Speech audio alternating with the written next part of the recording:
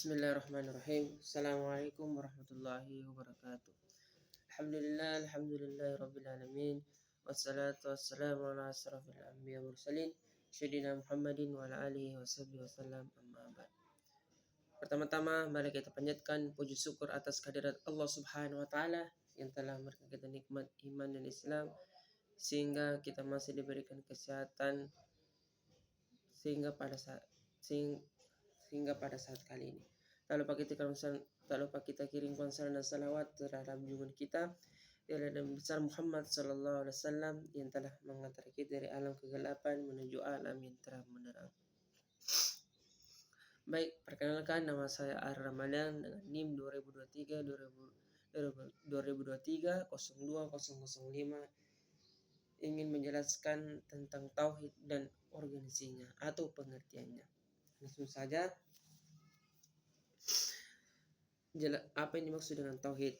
Tauhid adalah konsep dasar dalam Islam yang berarti mengesahkan Allah Subhanahu wa taala, yaitu mengakui dan menyembahnya satu Allah yang Maha Esa. Tauhid berasal dari kata wahada yang berarti mengesahkan atau menyatukan. Pengertian tauhid yang pertama, mengesahkan Allah.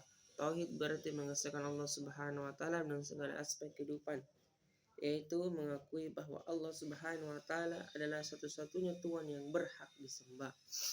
Yang kedua, mengakui keesaan Allah. Tauhid juga berarti mengakui keesaan Allah Subhanahu wa taala, yaitu mengakui bahwa Allah Subhanahu wa taala adalah satu-satunya Tuhan yang Maha Esa dan tidak ada sekutu baginya. Yang ketiga, menyembah kepada hanya Allah Subhanahu wa taala. Tauhid berarti menyembah kepada Allah Subhanahu wa taala, yaitu melakukan ibadah dan ketaatan hanya kepada Allah Subhanahu wa taala. Yaitu adapun jenis-jenis tauhid, yang pertama tauhid rububiyah dan tauhid uluhiyah dan tauhid asma wa sifat.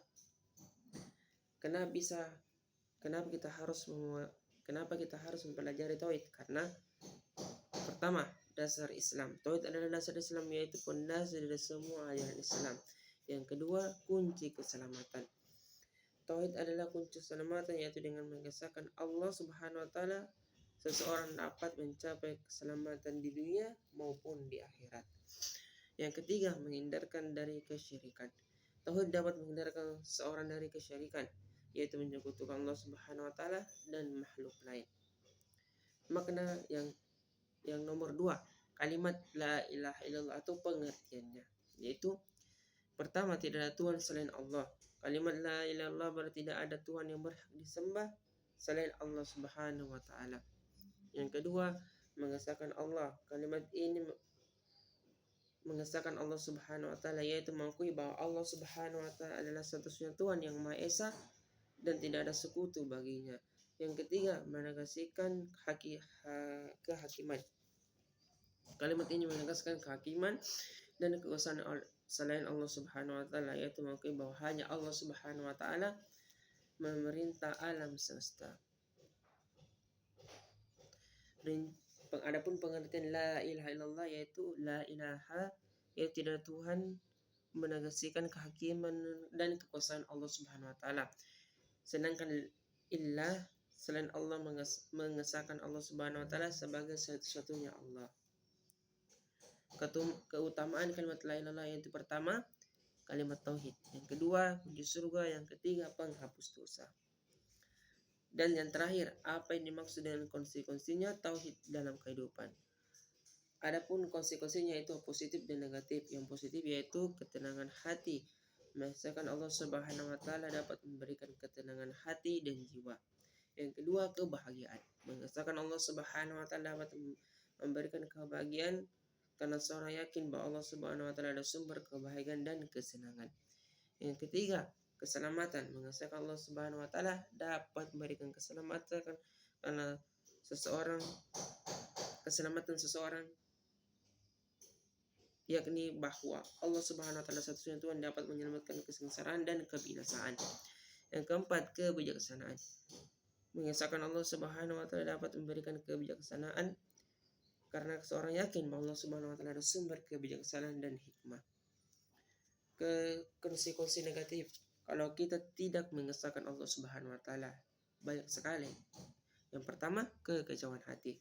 Tidak mengesahkan Allah Subhanahu wa taala dapat menjadikan kekecewaan hati dan jiwa.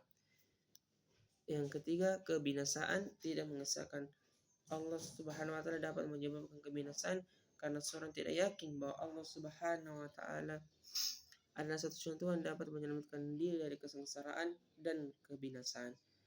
Yang keempat, kebodohan. Tidak ada mengesahkan Allah Subhanahu wa taala dapat menyebabkan kebodohan karena seorang tidak yakin bahwa Allah Subhanahu wa taala adalah sumber kebijaksanaan dan hikmah. Itulah materi yang saya bawakan, mudah-mudahan bermanfaat bagi kita semua. Saya tutup dengan kafaratul majelis. Subhanakal bihamdika asyhadu an la ilaha illa anta astaghfiruka wa atubu ilaik. Assalamualaikum warahmatullahi wabarakatuh.